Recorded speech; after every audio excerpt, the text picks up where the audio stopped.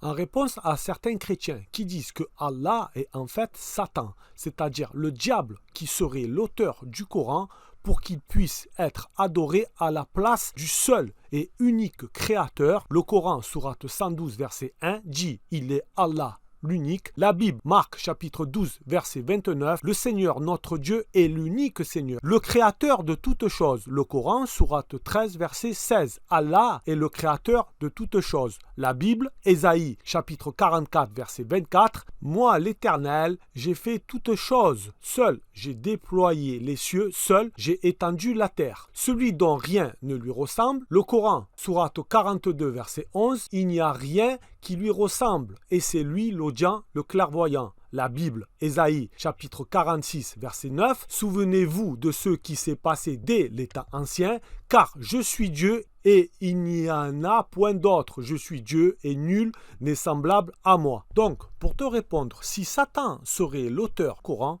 cela voudrait dire que le diable amènerait à adorer Allah, sachant d'autant plus que ce que dirait le diable dans le Coran, nous retrouvons la même chose dans la Bible, c'est-à-dire les versets que je viens de vous énoncer.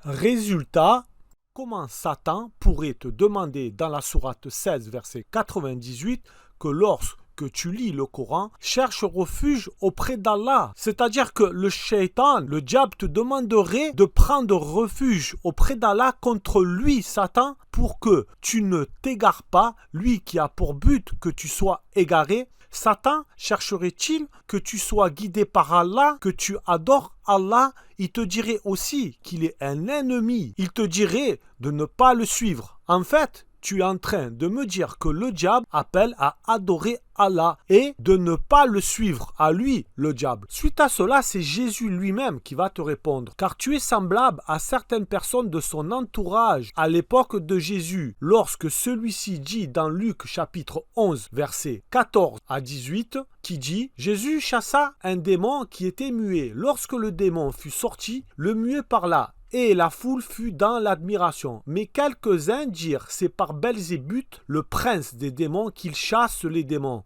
Et d'autres, pour l'éprouver, lui demandèrent un signe venant du ciel. Comme Jésus connaissait leurs pensées, il leur dit, tout royaume divisé contre lui-même est dévasté, et une maison s'écroule sur une autre. Si donc Satan est divisé contre lui-même, comment son royaume subsistera-t-il, puisque vous dites que je chasse les démons par Belzébuth? Fin de citation à méditer.